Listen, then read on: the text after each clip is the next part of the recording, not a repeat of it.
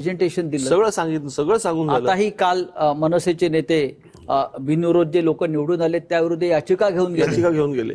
बघू काय होतंय. शिंदे गटाचं किती आव्हान वाटतंय, कारण त्यांच्याकडे आपलं चिन्ह आहे.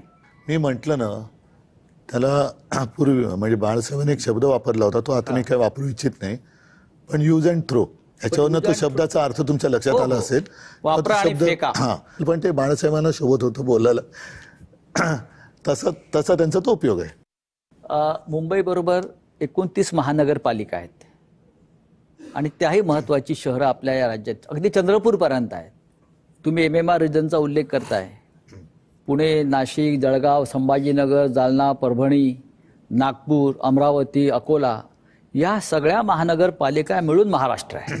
आपण मुंबईवर बोलतोय, पण ह्यांना तुम्ही काय सांगाल? ह्या ज्या उरलेल्या महानगरपालिका आहेत ती सुद्धा जनता आपल्याकडे पाहते आहे की आमच्याकडेही लक्ष द्या, आम्ही सुद्धा महाराष्ट्राचेच लोक आहोत. तुम्ही त्यांना काय आवाहन कराल?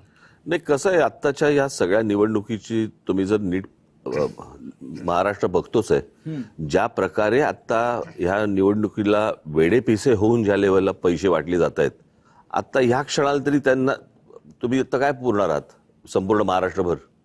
आत्ता नगरपालिका आणि बाकीच्या सगळ्या निवडणुका झाल्या त्यावेळेला काय थैमान घातला आपण बघितलं ना. हो, जाणार त्यांच्यापर्यंत, येऊच त्यांच्यापर्यंत, प्रश्न नाहीच आहे, महाराष्ट्रच आहे तो. परंतु मला असं वाटतं की आत्ताची एकूण परिस्थिती पाहता जरा थोडीशी सावध पावलं टाकणं गरजेचं आहे. आणि त्या सावध पावलामध्ये पहिलं पाऊल मला असं वाटतं मुंबई आहे, ठाणा आहे. पण ह्या इथले जे मतदार आहेत त्यांना, म्हणजे आम्ही दोघंही मिळून सांगतोय की आता तुम्हाला राज्यकर्त्यांकडनं काही अपेक्षा ठेवण्याची गरज नाही आहे. तुम्ही राज्यकर्त्यांना दिशा दाखवली पाहिजे. म्हणजे भले ते पैसा वाटतील, दारू वाटतील, ड्रग्सचा पैसा वगैरे सगळं येतोय, पण महाराष्ट्र हा लाचार होत नाही हे दाखवण्याची आता गरज आहे.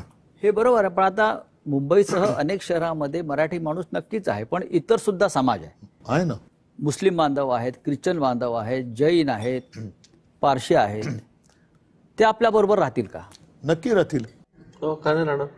तुम्ही हिंदुत्व विरोधी ह्याचा हिंदुत्वाशी काय टीका होऊ शकते. नाही, मी तर बोललोच, ह्याचा हिंदुत्वाशी काय संबंध येतो?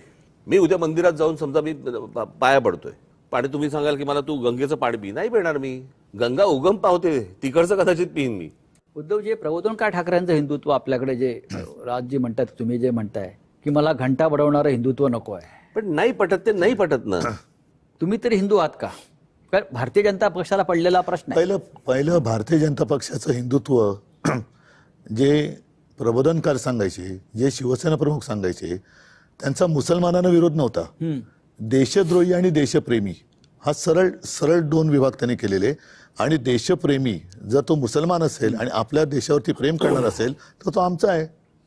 आणि आता जसं त्यांचा कुरुलकर पकडलेला गेलेला आहे, मला माहित नाही कुरुलकर कोण आहे, पण तो देशद्रोही आहे की नाही? जो आपल्या देशात राहून पाकिस्तानचं काम करतोय तो देशद्रोही आहे.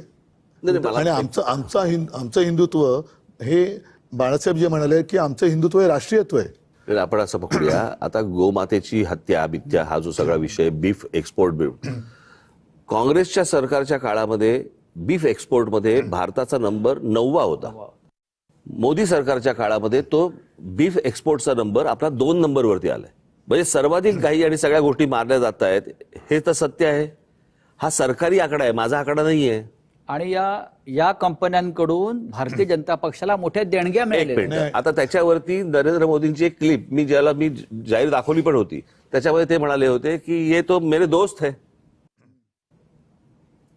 बीफ एक्सपोर्ट करणारे हे आमचे मित्र आहेत बोलले होते.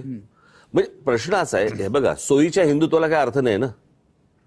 आणि तुम्ही कितीही काहीही म्हणा, या हिंदुस्थानामध्ये हिंदुत्व आणि हिंदुत्वावरती निवडणूक लढवून जिंकता येतं हे दाखवणारे फक्त माननीय बाळासाहेब ठाकरे होते, जे पहिले होते.